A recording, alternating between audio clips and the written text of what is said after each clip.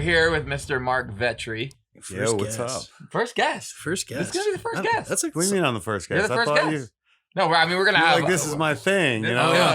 It's just been me and Tall talking lately. I do a lot. So you're the that's cool. very first one. No, we're gonna. I didn't know that. Yeah, I'm gonna start flying people in soon. Yeah, we got a lot of guests lined up, but you're the really first one to excited. actually make it in. I'm excited.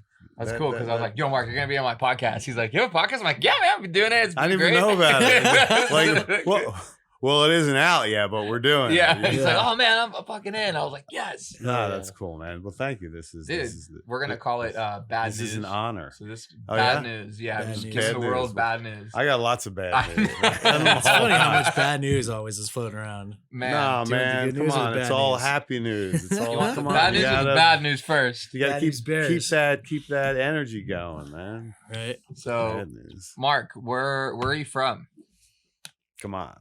Philadelphia. Born and raised? Born and raised. Whole life, everything, you know. I left there for about 9 years, from 1990 to 1998, you know, and I just kind of went all over the place. LA, Italy, New York, Alaska, just kind of, you know, working, making, you know. Amazing food. Yeah, just making some food, all seeing some things. I went to visit Mark before while we were on this amazing ride at the Palms of our renovation, and I went out there to meet him and go out to see his restaurant and how it works over there, and it is one of the most, like, I can't even really explain it. It's like a special place. Yeah, it's so special. It's like you get to the street where Mark's restaurant is, like the road is still the original road. It's like bricks almost, right? It's like stone. Well, yeah, I mean, you know, certain areas are, but not, you know. Yeah. They've upgraded. Yeah. But no, but certain areas of Philly are like, you know, of course, super old. Ours is a little bit nicer. I mean, right. Not necessarily nicer, but just like. Yeah, I mean, no, I'm saying it's like you could tell there's like history there, like, like when you go, it's like huge mural of Mark. Reeks of history. Yeah, reeks of history. Just like, absolutely. Yeah. It's like it looks like an old home, like an old house here, right? Yeah, like it was. I think the house was actually. I think it was made in like 1900, and then I think someone lived there for like 20, 30 years, and then it was like some other things. And then in 1960, blah, blah, something, I don't know, then it was a restaurant. And then in 1969 or 1967, I think it was the Lebec Fin, you know, which is like the restaurant that kind of, you know, started the Philly food, the Renaissance there, you know. So cool. George Perrier, Lebec Fin was known all over the world. But that was it. And you know, he was there for 1967 to 1983 for like 13 years, 15 years, whatever. And then it was a lot of other restaurants. I think it was like 4 or 5 other restaurants. And then it was most recently, I think from 1992 to 1998, it was Chanterelle. And then in 1998, I walked in and I was like, you know, mine looking for a restaurant. And I walked in there, and I remember because I was actually with, you know, my father. And I was looking at larger things and, you know, all over the place, New York, Philly, because I didn't know where I wanted to go. And man, I walked in there and I was like, this is it. You know, I was like, I could feel it. And like, you feel it. My father looked at me. He's like, forget about this place. It's small. Look at how many seats. How you going to make any money? I'm like, listen, Pop, this is it. You know?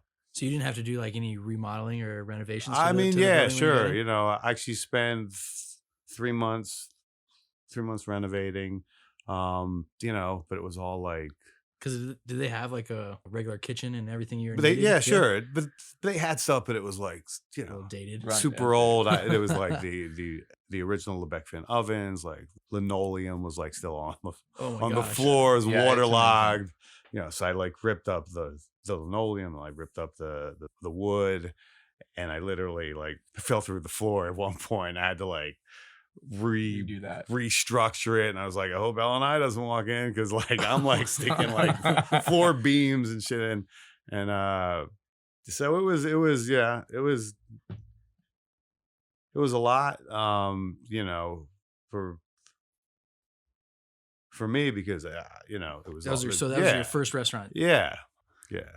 30 seats I have, and we opened up, man, with $150,000, man. Wow. I had like $50,000, like, saved up from just like, I mean, everything. And I maxed out an Amex card, a Visa card, and I got a loan, from the government for $100,000. And I just opened, Wow. and I literally opened, I wasn't quite ready to open. I didn't have everything, but I was like, yeah, I got to open because I got like no money left at all, like zero. So we opened September 22nd, 1998. And, rough, it was a rough 4 months, 5 months, Monday night was like 4 reservations, Did they have a big culinary scene in Philadelphia at the time? It was kind of the onset, So you were like one of the first. Lebec of Fin that was like new- still open, but there was like 2, 3 other like really sort of well-known restaurants, Susanna Fu and like, some others.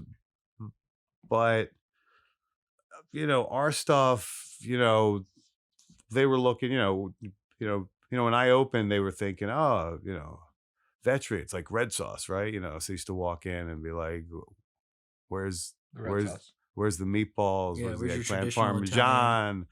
And I was like, I don't have eggplant parmesan, but I have this, and I have, all these awesome noodles, and I have, this and that. And they were like, we can't find anything on this menu that Did- we like. Did that ever scare you, Mark? Like, obviously as a new business, and like, or did you always stick to your plan of like, nope, I'm not gonna be that guy?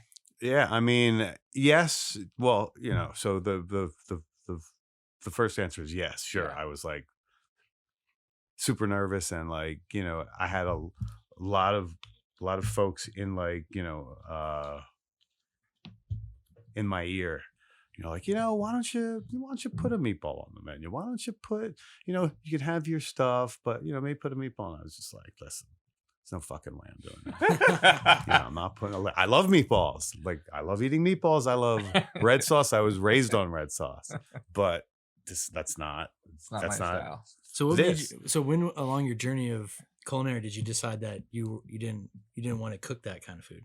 Is that like, because when you came in to open up Vetri, that was your mindset all along? Yeah, Was that I was gonna mean, be I think different? like I had just always learned, and I had like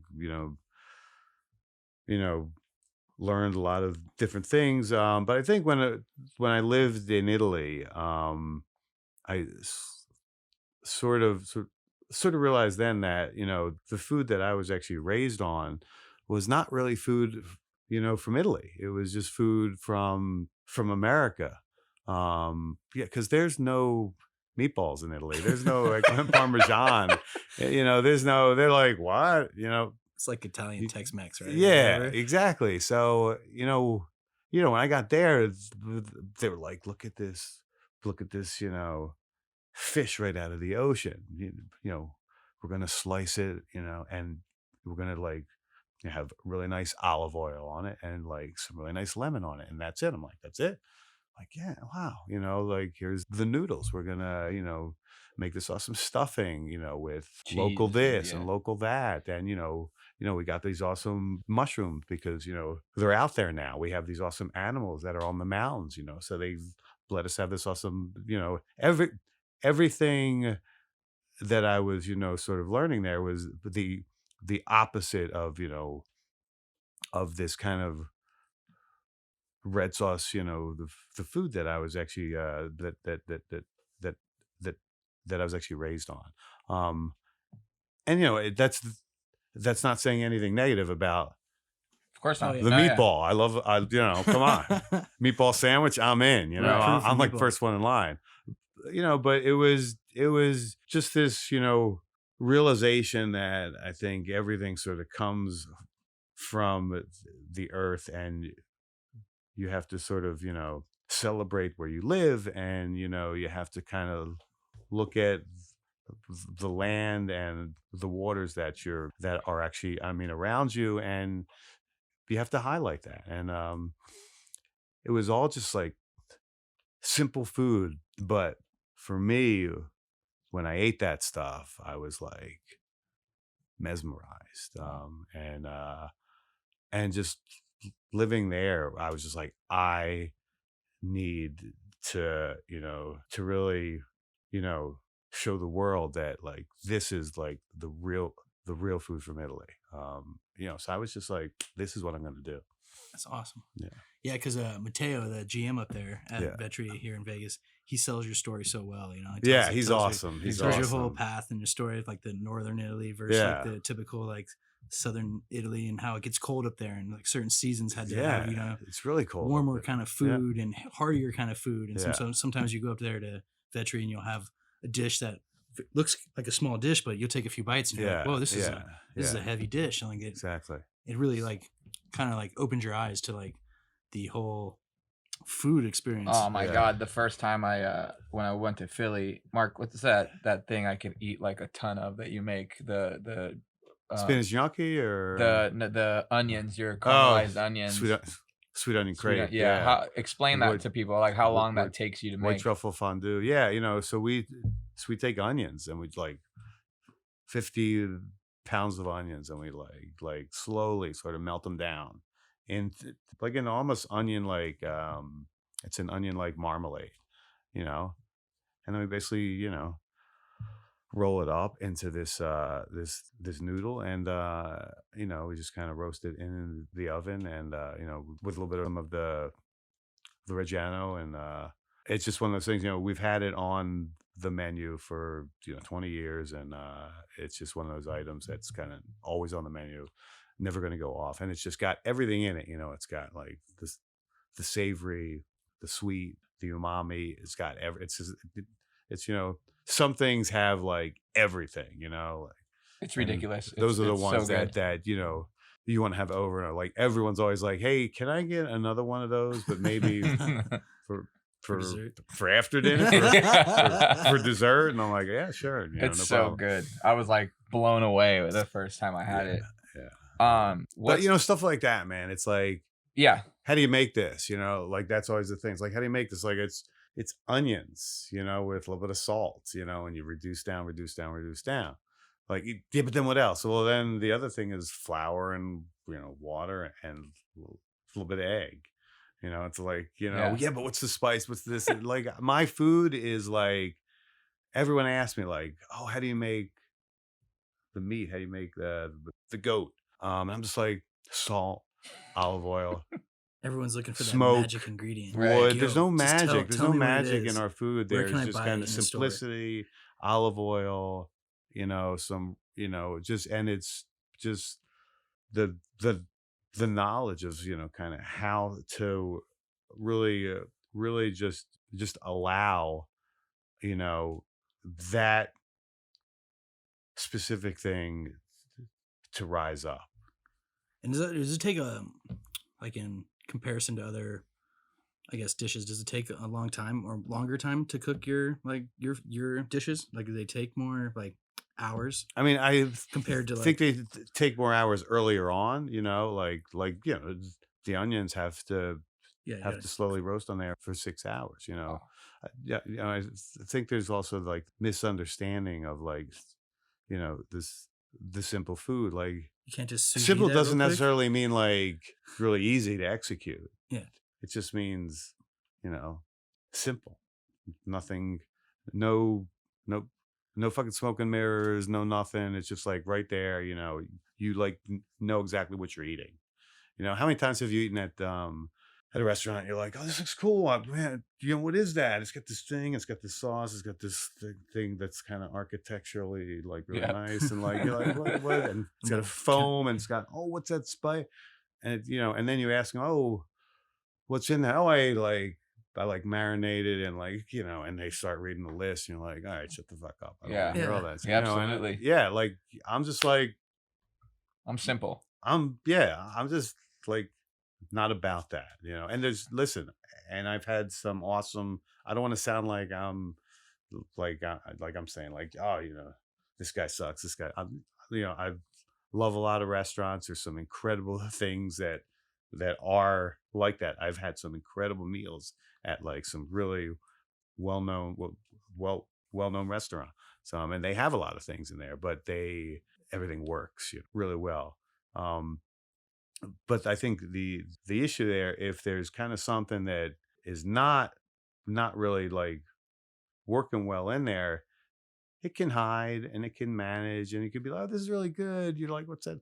You know, I like the sauce, but I don't like this. I kind of like this. I don't like it. With our food, and you know, with folks who make like simple food from Italy or you know, from wherever, you know, there's nothing to hide behind, man. It's like, here's this, and if one thing is like wrong in it, like, you know, like the whole thing's ruined, you know. So it's actually harder.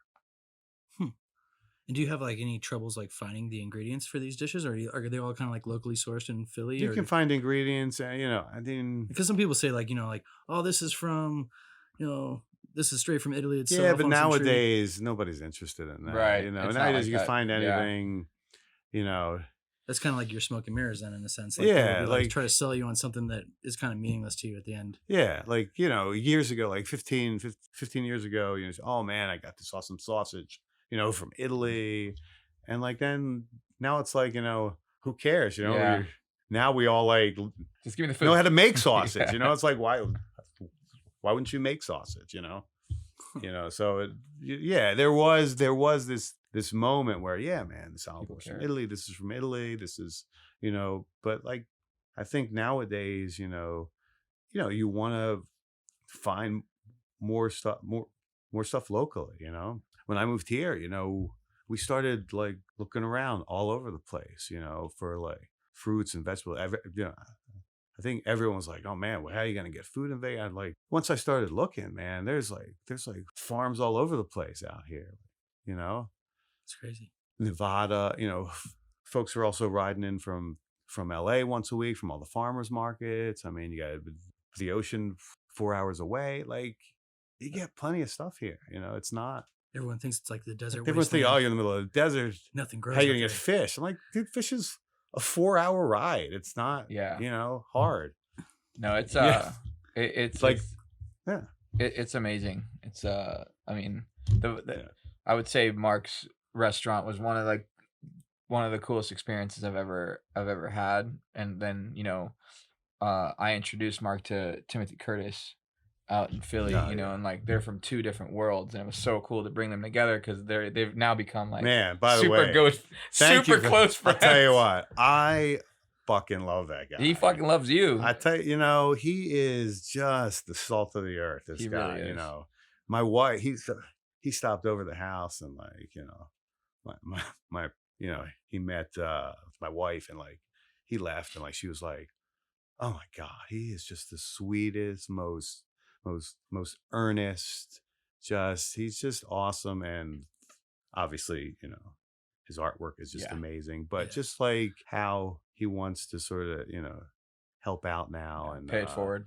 Yeah, man. Yeah, genuine. Yeah, dude. for people that are going to be listening, you know, like Yeah. Timothy has had a really rough life, you know, Man, not rough that as he ever shit. wants anyone to feel bad for him or because Yeah. he's doing amazing, but Tim did like 8 years in prison, Yeah. you know, and he's a way different human than I knew him before he went in, you know, and Yeah. now that he's out, you know, it's just, he feels so blessed, you know, like first show when he gets out of prison, you know, his solo show is in Japan. Takashi Murakami, you know, one of the biggest living artists in the world, helped curate it for him, you know, That's and awesome, it was sold out before the doors even Yeah. open. You know, Timothy's in museums. My boss Lorenzo has become a collector of his. Yeah. You know, it's been really, really cool to watch him the last at least 2.5 years. It's been cool because him and I have kind of grown together in the last 2.5 years Yeah. of like, you know, in our careers, and it's been, you know, him and I are kind of like in the same graffiti crew, and you know, Yeah. it's Timothy's such a sweetheart, and he's such a good dad, and you know, and he took me to his neighbor, like where he grew up, you know, Yeah. and you know, he grew up like where they shot That's the movie Rocky, you know, Yeah, where that's you, rough. you That's you couldn't even that's come the out of your rough house, Philly you neighborhood, know. man.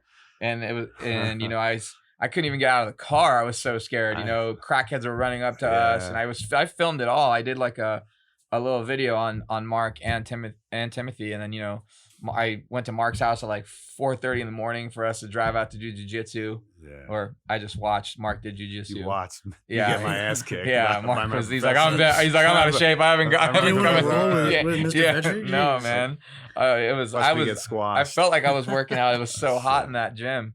But it was cool really to watch him, man. You know, not a lot of guys end up like at that at that level and are just really like, you know, I want to help out. Exactly. And you know, that's just awesome. You know, yeah, we see it often, like in the art world. You know, you get these guys start getting some type of notoriety, and they start to kind of cool guy you, or they lose their genuineness. And I feel like you can almost probably say that to chefs too. You can, man. A lot of chefs, as soon as they get a little bit of fame, it just kind of goes to their fucking head, and then you're just like, yo, man, who are you? Yeah, so I love seeing guys hit that plateau and are still regular people. It's funny we're saying that. Like yesterday, I spent the day, or not the day, like half hour with Mark, you know, and Bobby Flay and Michael Simon, and they're all best friends, you know, and they're some of the biggest names in the culinary world. Like those guys. I mean, listen, those guys.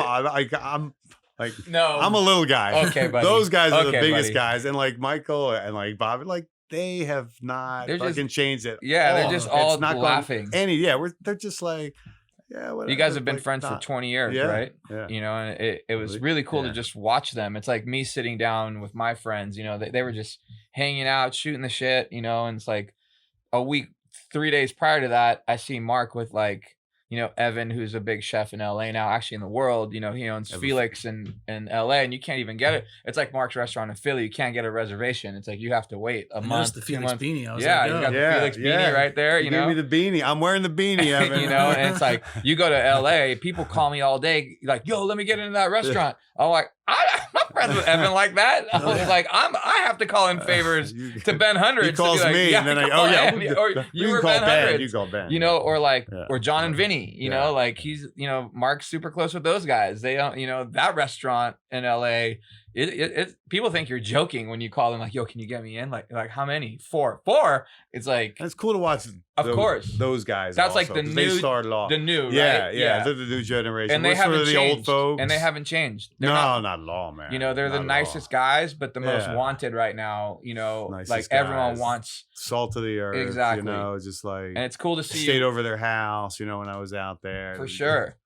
You know, they're just awesome. It's cool to see you with like the new guys, and then like I'm not saying Michael and Bobby are the old guys, but like everyone bows down to you guys, you know, and it's like to see you with both those sides is really cool. Well, we are the old. I mean, not the old guys, but yeah, you know, like you know when we started this industry, you know, there was not money. The networks. There wasn't any money. There wasn't any Food Network. There wasn't any shows. There wasn't anything. Sponsorships or anything. You know, you got into this industry for one reason only, because you loved to make the food, and that was it.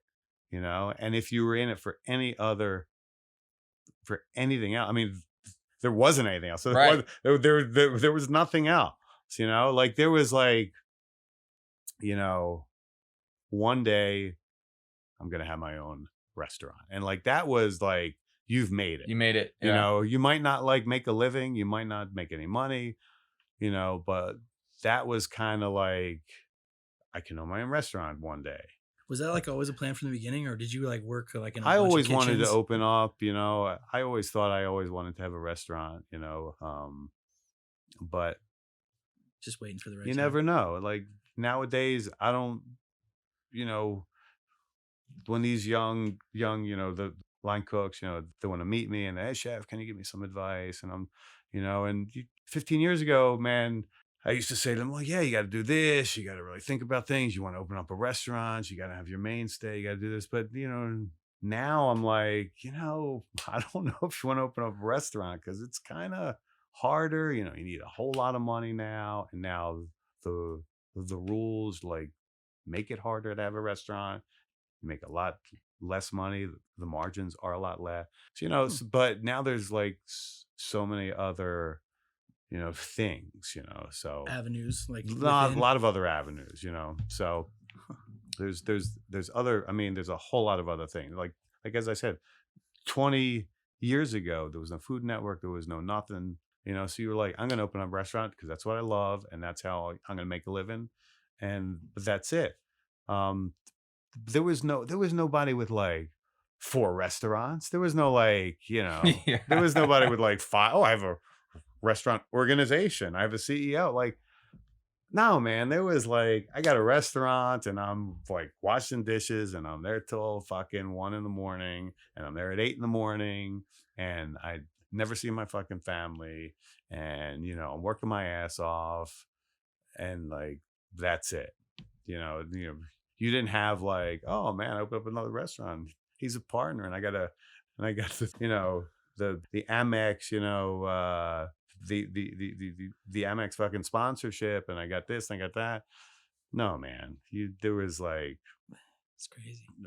So when I'm you going down started to the seeing people market, do yeah. that, when did you think about like when to get into that? Was that something like when you started seeing people do it, like you were automatically interested in it? I just love food, man. It just like spoke to me. Was Vegas like always like the second choice, or was there some other No, first? Vegas was Never like a never choice. a choice. I was about to get to that because I know the story. So you Well, gotta say it. Well, just like Vegas was never like on the radar. Like The nothing was culinary ever on the radar. Like we opened up in 1998, and we had offers, but I still held with one restaurant for 9 years. Like nowadays, the chef opens up a restaurant like 9 months later, 6 months later, like they're already looking at the next spot. It just, I can't even understand that. Because you're Like, so hands on. Well, yeah, but you have to like It takes a while. make something. Yeah, you have to make something work first, and you can't make it work in 6 months. Like, you can't. You gotta like live in it. You gotta slowly build. We've been building there every year for 21 years in a row. We're up. It's crazy. And like some years are a little bit up, and some years are more up. But for 21 years in a row, it's been like that. And that's not. And with all the other restaurants I opened, they were sort of like they were, we had nothing first year, we had second year, okay, third. It was kind of up and down. But Vetri, the one that I was like at for 9 years, that has the really awesome foundation. But as I said, so I had offers, back in the, years ago, to, oh guys, you want to open up the Vegas restaurant? I was like, yeah, man, let me look, So we got out here, and I looked at a space, and we want to do 300 seats, and we want to do this, and I was like, I don't want to do that. It's not me. And then 4 or 5 years later, something else was opening. My name was in the mix. We were out here. I was kind of thinking about it. They had an LOI for us. Not really. I'm not ready. So I came out here probably 3 times over 20 years. I think I got as far as like, signing the LOI, but then when we were like sort of negotiating other things, it just didn't work out. And then, man, it's all about, I think, circumstance. I had, just recently left Urban Outfitters, and then these guys ate there, and they were like, man, you got to come out. You got to look at this place. So I was like, well, I only have, the one restaurant now, Vetri, and I'd love to have like something out there, but it's still Vegas. I don't know. They're going to want this huge restaurant. And I remember they were like, why don't you fly out and look at this? So it was August, and so we hopped out here, and and actually on the way out here, I was like, we're not going to do this. My partner Jeff, I was like, we're just going to hang out in Vegas for a couple of days. It's like, yeah, no, there's no fucking way. And I remember we walked in here, and it was like the old sort of Palms, and I was like, dude, come on. Like, they're like, no, we're redoing everything. We're redoing it. I'm like, it's kind of like haggard, man. Sure. It looked like Gotham City when you walked in. It was like, whoa, there's like walls up everywhere, and there was the old like the mushroom thing. I don't know. I don't know what it was. So we got in the elevator, and we went up to the Alizé space, And I walked in there and I literally had the same like magical sort of, the feeling that I had when you know, when I actually walked in Vetri back in 1998. I was and I just kind of had this, I was like, this is this is like a little restaurant. They were like, yeah, man. I'm like, this is like 75 seats. And I'm like, yeah. And I looked at it and it was like elegant and you had like the windows and the room there. And I just kind of started thinking, well, I could move that over there, stick the bar over there because you got, you're looking at the mountains. You're not looking at that over there. I could lose this middle thing. They had this huge wine thing right in the middle of the room. It was like messing up the whole, I think, the whole like look of the room. Yeah. Cause I want you to walk in and like look at like Vegas. And I just started like walking around and like, Jeff was like, he was looking at me. He's like, I know that look. I'm like, yeah, I know. It's like, what are you thinking? I'm like, I don't know, man. This is like really, really awesome. And then it was one of those things where, how sometimes like you like something, but like, the owners are like fucking assholes. And, then you start like the negotiations and it's like, oh, this sucks. I don't want to be, with these guys. But like, the negotiations were like awesome. And then we met, we moved the owners. I mean, I think I had already met them before, but they were awesome. And like, they sent us the LOI. And I was like, yeah, maybe lose this and this. They're like, okay, lose this and this. It's like, this is like too fucking easy. I'm like, something's not in there. Yeah. And it just like worked out. And we were all in. Now you have one of the most beautiful restaurants It's in amazing. Vegas Yeah. and the best view in Vegas. The best view. For those that don't know, like Yeah. Marc's restaurant's like it's on our 55th floor at the Ivory Tower of the Palms, and it oversees all of Las Vegas. It's on the 50-yard line. 56th floor. 56th floor. Yeah, oh, I'm sorry. Okay. Don't lose the floor. Yeah, I mean, man, come on. sorry, man. And it's a really, really, for Vegas, it's a very small restaurant. It's got that home feel, just like in Philly. It's amazing. The music's great. Everyone that works there makes you feel right at home. It feels like a home meal. That's my favorite part about it, because it's not 300 seats. It's really cool. Another thing about Marc that's cool is like he loves music. Yeah. Like, I was gonna ask, like, what do you like better, Marc, being a cook or being a musician? Because you're really good. I do them both, Yeah. I mean, I obviously love the music scene and You play for Jimmy Kimmel sometimes, right? I was on the show. Well, not sometimes. I was on the show once. He allowed me to actually, to hang out with the band one night, and So cool. yeah, some guitarists, and 40 years at this point. Wow. Very, very good guitar player. So it's awesome to watch him Did you play. ever play any bands as like a kid? Or I when'd you did play in start- bands. Yeah, I mean, I was out in the LA area. Actually, so I moved out to LA in 1990 to go to the Musicians Institute. Ah, okay. Yeah, so I went there for a year. Had a band called Mild Mustard. Yes. We rocked the house. Yes. Mild Mustard. I need some Yeah, mild mustard. I had need some some mild shows. mustard. Had some shows. Did the the whiskey and like the lingerie and all that stuff. But Legendary we spots. were in the studio. We had a little 4-song demo tape, and then it was just like I was like working in the restaurants. I was in the studio, had a gig, just running around, and then I just had this offer to go to Italy. I was just like, I've been out here for 3 years, 4 years. And then I just, sort of Disappeared. Went that route. Did you cook out there? Was it like a chef Yeah. opportunity? Yeah. How did your family feel about that? Like, were you with your wife yet, or No, I was with my wife. Just No. how'd your solo? parents feel? My Like, mom and dad, I was out there, but they were always awesome. They were always very supportive. But I remember it was like 1993-ish. And my father was like, he like made the phone call, and he was just like, hey, Marc, you've been out there for 3 years, because I wasn't making any money. I was like, kind of all over the place. And, he was like, hey, so I was really thinking. She moved back to Philly. You do business with me. He had some some retail stores. Used to sell earrings and all. Kind of like 15-carat necklaces and all that stuff. He had a bunch of stores. And I just bought a one-way flight to Italy. And I'm actually leaving LA, and I'm gonna go live over there. And he's like, "What are you gonna do?" And I'm like, "Well, I'm gonna work in a restaurant over there." And he's like, "Well, what are they gonna give you?" I'm like, room and board, like room and board. And all I remember is him yelling my mom's name. Barbara, get on the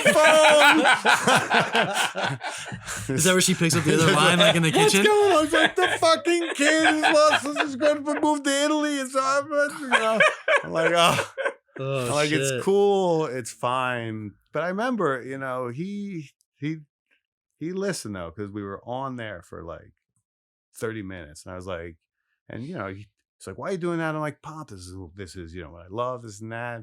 And then I actually said to him, I was like, "Hey, like, you hate work. Like, you're always whining about it. You're not happy about it. You want to sell. You're always fucking miserable about it. Like, why would you want me to do that?" And he stopped for a second, and I didn't hear anything for like 5 seconds, which is a long time. And he was just like, you're fucking right. You go do what you want to do. Is your because I've seen you with your dad a lot. Yeah. So your dad cooks with you sometimes. He cooks, yeah. Yeah. And does he have a background in that, or no? He just always, did it. I mean, he was in the Army doing that, but he never, like, he never a waiter at a restaurant, but he never like worked in a restaurant. Right. No, he just always loved it. His I actually learned from, his mom and dad. Wow. We used to go down there, the South Philly area. His mom and dad lived there. We used to have the really big Sunday dinners with, all the stuff, lasagna, meatballs, gravy, all that stuff. And I used to just like love that. I always used to want to head down early, but I think he learned from them, and then he used to make, this the Sunday meals for us, and then, when I opened up, he used to work with us, Monday, Wednesday, Friday. And now, obviously he's a little older. He's 83. So, he only works Mondays, but he loves he it. still looks works. forward to it, probably. Yeah. He loves He makes it. family meal, I mean, everyone loves him. As a matter of fact, when we opened here, he was out here and he worked with us, and he made family meal. Yeah. I have a lot of espresso with Mark, so we share stories a lot. Yeah. What was your favorite part of Italy, Mark? Like, how long were you there? I was there for about 2 years, and I was in like the northern area, right outside of Milan for, probably 9 months a year. And then for the other, whatever, 6, 8, 9 months, I just kind of like moved around mostly, like it was, looking to work at a whole bunch of different restaurants. When you live there, and like this is also like 30 years or 25 years ago, whatever it is, it's kind of like not how it is now. Like I was there kind of illegally, like I just went, they were like, "Hey, did you get a visa?" Like, no, I'm just traveling. bought a one-way ticket, like you can't, like that's not going to happen anymore. And you would like work at a restaurant, and then you would like meet other line cooks, and so I used to work here, and they're looking for some help for the season. You want me to, make a phone call? I'm like, yeah, make a phone call. So I'd go down there for a month, and then I would head over to this other restaurant for a month. So I was just kind of like hopping around, working a month at this restaurant, head down south, work a month at this restaurant, but it was all for free. I mean, I went over there with Nothing. $1,000. Wow. You made it work. And I lasted almost 2 years, because they would all let you have like, room and board, and they all like also you know, unlike when you were off, they'd be like, yeah, stop over to my house for dinner. We know you don't have any money. And then when I would like leave, you know, Break you off. they'd let me have like, yeah, man, here's Yeah. like 500,000 lira, you Yeah. know, which was like $400 back then, you know. Do you think times are still like that or no? Nah, Yeah. it's very hard to do that over there now. Do- I send guys over there for a week. Mm-hmm. You know, I'm like, hey man, can you take care of the guy? And I can. But some of the restaurants who I used to send them to, like, nah, we can't really do that anymore. You know, so you can find guys, but it's hard to stay for like more than a month. Did you ever have like trouble with the language barrier, or did they speak like English in the kitchens? Back No, there? you know, I just, you know, You don't speak learn- Italian now, do you? I do speak Italian, yeah. Yeah. Oh, Yeah. so did you pick it up out there? fluent, yeah. Wow. Yeah, it As was soon as you immerse yourself, right? you immerse. I mean, That's crazy. for me, it was like really easy to learn. You know, for others, I like know it's not so easy. But I used to listen. You know, when I was like 8, 9 years old, my father's father, they used to kind of a little bit. And I think when you like learn something when you're like young, I mean, I think even if you don't really like use it your whole life, once you're sort of learning it again, it's just like The light bulb comes back. yeah, yeah. I mean, I learned in 4 months basically. Yeah, that's Wow. crazy. And I was like That's speaking crazy. fluently, and they were like looking at me like, that's crazy.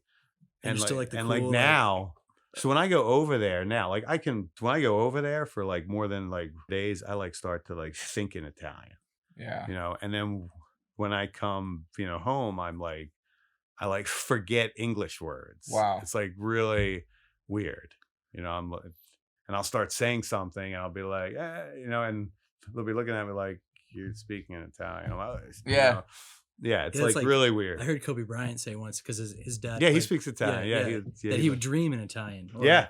you know, I because was too. Yeah, his parents were there for so long. Yeah. that when he came back, he would just like have Yeah. dreams and they'd be in full Italian. yeah. I just did 8 days in Italy with Yeah. Abby, my wife, and I've never been there. And we went to Rome, and that was cool. You know, Get some good ice cream. I did. you go to Yeah, that you ice cream did. place? Yeah, I went to the ice cream you sent me Gelato. to. Yeah. It's awesome. It was cool to see. It was cool to see. To me, it was like a slower New York, much cleaner. Yeah. You know, and I was like, yeah, I saw the Coliseum. I was like, there it is. You know. Yeah. That was cool.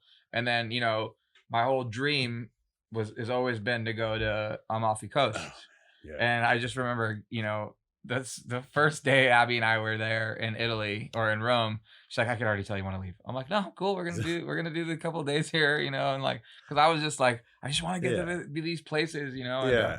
I remember we took a train, which was really cool. Yeah, You know, it's like cool. taking the train and Sure. you know, Sure. having the background in art. I just love seeing subways with graffiti on them, and I was just like, this is so cool, you know. And then like beautiful greenery everywhere, you know, going to Naples, and we took a car up to Amalfi, and we got so lucky, man. Like our driver was so cool, spoke English, you know, Oh, like that's cool. told us so much history, stopped on the side of roads, picked off fruit off the Yeah. trees on the way there. That's You know, like pulled over, That's like all these cool. like little secret gems, and he gave us his number and just like hit me up if you need anything, da da da. And we just would ask him stuff, and he would give us answers. But Oh, that's cool. when we got to Amalfi, man, I was like, it's like a fucking painting. I Yeah. was like, literally, it was like, you know, like Lorenzo gave me like the craziest list of places to Yeah. go, right? And then our PR girls, you know, they my friend Emily, she gave me a massive list of places to go. And Wow. the last day we were there, you know, Lorenzo's like, you have to go to this one place. It's Yeah. my favorite restaurant in the world. It's in Sorrento. Sorrento. Yeah. And we went there. I can't pronounce the name, so I just won't. But my driver's like, I know where this is. He's like, that's crazy that he told you to go here. It's gonna take us a while and blah blah blah. And I was like, yeah, I don't care. We gotta go there. Yeah. And we went, and like it was such a crazy windy road, like the craziest I've ever experienced, right? And we finally get there. I'm like, I feel like we're just at a dead end. He's like, oh no, there's some places that are like you literally have to go drive It's to like right the water. on the water. It's on It's the like water. And he went inside because I didn't know if anyone Yeah. would be able to talk to me. And Fun. he's like, no, they're open. Don't worry. And we go, and the restaurant's just empty. And it wasn't the time of season, right? It's like No, winter or whatever yeah. right now. And we get there and they were the nicest people Yeah. ever, and they're like, "Who told you to come here?" I was like, "Oh, my boss." You know, he was he says that this place is amazing, and you know he comes here a lot, and like, "Oh, what's your boss's name?" And I was Yeah. like, "Oh, it's Lorenzo Fertitta." Yeah. And they're like, "Oh, we love your boss." Yeah. He's like, we know exactly who he is. Yeah. You know, like he comes here a lot. He's like legend. And Yeah. I was like, so That then they of ended Les- up taking care of us like Yeah. crazy, sending out food, and it was. I have these photos. I was just sending it to him just to be like, "This is where I'm at Yeah. right now." He's like, "I hate you." You know, it was, That's the thing about Italy, right? Yeah. You find these little fucking restaurants that are just like hidden, oh, and like there's nobody there, but they're the greatest meals you've That ever fish had. you're talking and about, it's just say, this deboning, ambiance. Yeah. like the oil and lemon you're talking about. I Yeah. watched them. I have it all on film. Yeah, like, it's just like and you don't feel like how you feel when you're here. No. And that's what I've been trying to explain to people. People are like, "Do you eat a lot of pasta?" I'm like, I was eating pasta for breakfast, lunch, and dinner, yeah, and I could still go run 3 to 5 miles. Exactly, I didn't yeah. feel huge or, oh my God, this is so bad for me. And like, it just felt fresh. yeah, fresh. Exactly. Yeah, everything I've was heard crazy fresh. things about the pasta though, like heirloom wheat or something like that. Yeah. Is like a big reason why in America we have so much GMO wheat because Yeah, we do. Yeah, try to get the harvest. we're not using that stuff. Not We're Mark, using 'cause you heirloom ma- wheat. but you We're also like make milling our yours. own flour and everything. Yeah, Yeah, yeah. But that's a whole thing, and that's still a recent thing. Only last like five or 6 years. But yeah, I mean, it makes a huge difference. When you're eating like everything, the whole wheat kernel. That's awesome. It's amazing.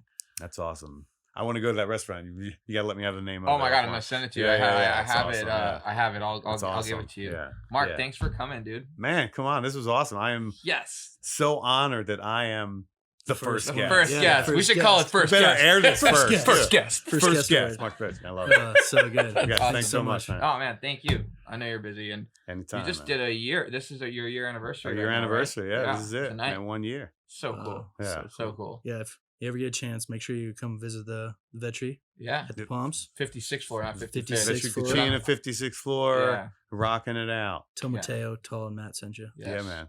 Thanks, Mark. Thanks, My Mark. pleasure. That's just terrible. I can't believe